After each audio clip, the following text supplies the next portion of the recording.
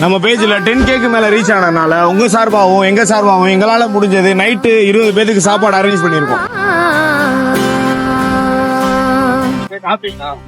அடுத்து உங்களுக்கு ஏதாவது தேவைப்பட்டுச்சுன்னா ஏதாவது ஒண்ணுன்னா அடுத்து வந்து போட்டா புட்டு வேணா புட்டுப்பாங்க.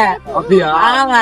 சரி சரி சரி சரி. போட்டா புட்டு ஆத்துக்கு ஒரு போட்டா வேணா புட்டுப்பாங்க. அதுக்காக போட்டாடுறா. அடுத்து பெட்ஷீட்லாம் கொண்டு வருவோம். அதனால உங்களுக்கு வந்து தரோம்.